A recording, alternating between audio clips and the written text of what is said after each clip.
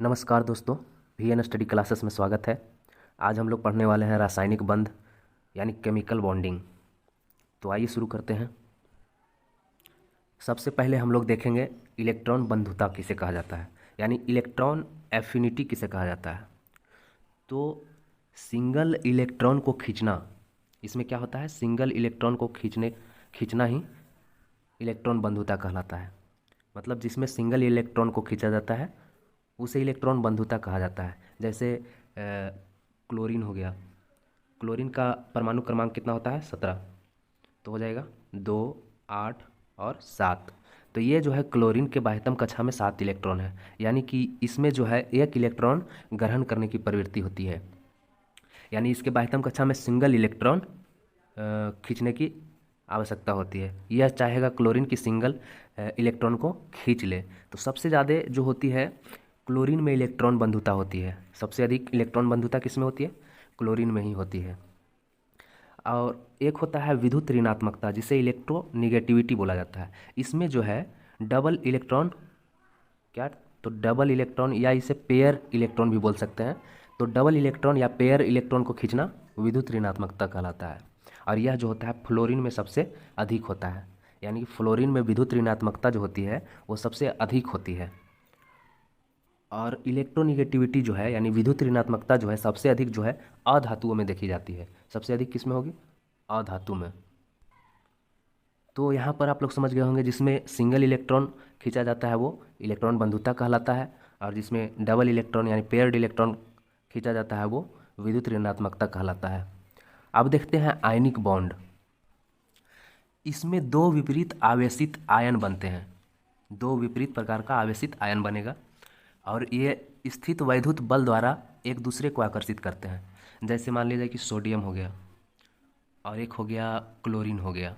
तो सोडियम का होता है 2, 8 और 1, और क्लोरीन का होता है 2, 8 और 7। तो इसमें जो है एक इलेक्ट्रॉन दान देने की प्रवृत्ति होती है, यानी कि ये सोडियम जो है धातु हो गया, और क्लोरीन में ये एक इलेक्ट्रॉन ग्रहण करने की प्रवृत्ति होगी। तो यह हो जाएगा अधातु, ग्रहण करने वाला अधातु हो जाएगा।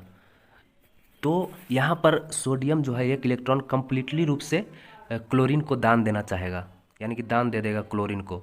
सोडियम जो है एक इलेक्ट्रॉन क्लोरीन को दान देगा। अतः जहाँ पर इलेक्ट्रॉन कंप्लीटली ट्रांसफ़र हो जाए, माने पूर्ण रूप से ट्रांसफ़र हो जाए, उसे आयनिक बॉन्ड कहा जाता है। जैसे यहाँ से सोडियम जो है एक इलेक्ट्रॉन जो है कंप्लीटली रूप से ट्रांसफ़र कर रहा है क्लोरीन को, तो यहाँ पे ट्रांसफ़र हो गया कंप्लीटली रूप से।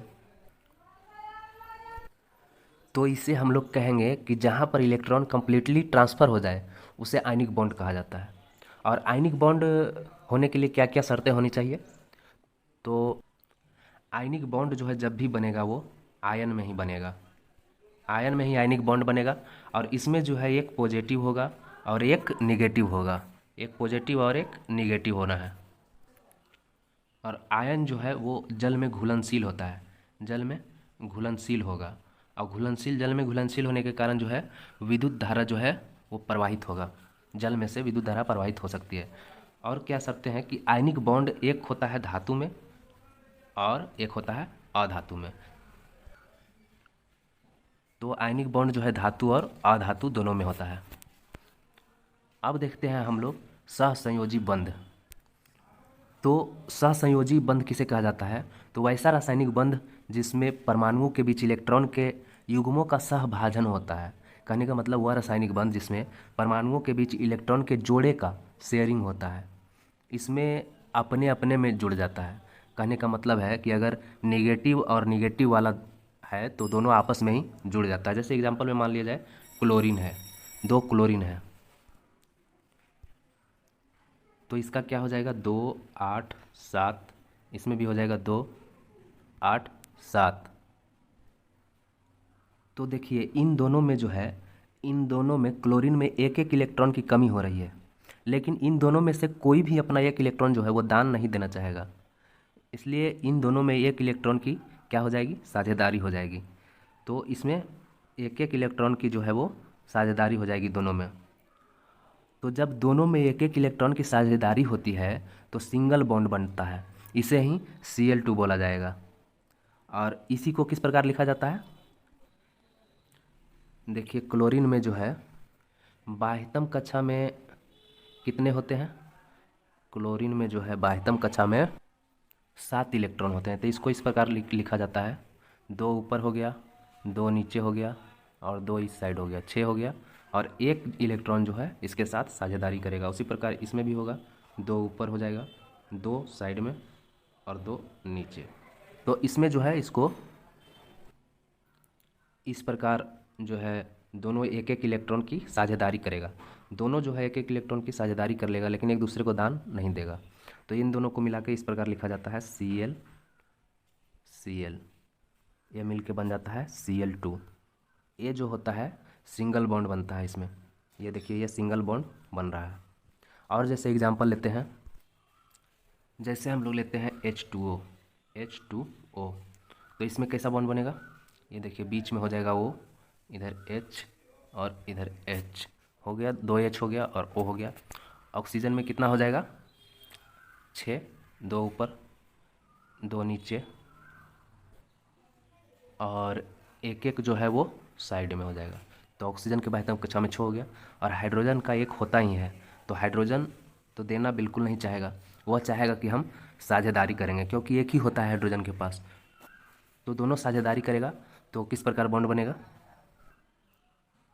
ये हाइड्रोजन जो है इसके साथ एक इलेक्ट्रॉन के साथ साझेदारी करेगा और ये जो है एक इलेक्ट्रॉन के साथ साझेदारी करेगा।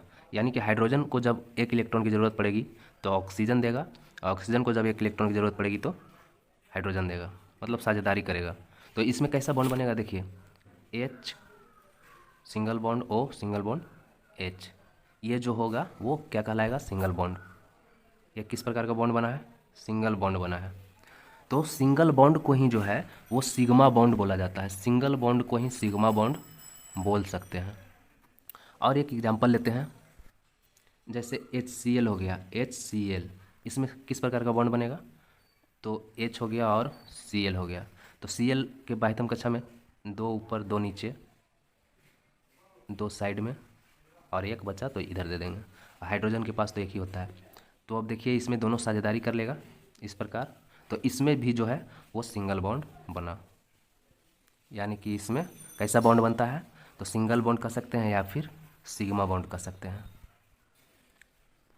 तो दोस्तों आज का क्लास कैसा लगा आप लोग कमेंट करके बताइएगा। अब मिलते हैं नेक्स्ट क्लास में, तब तक के लिए जय हिंद।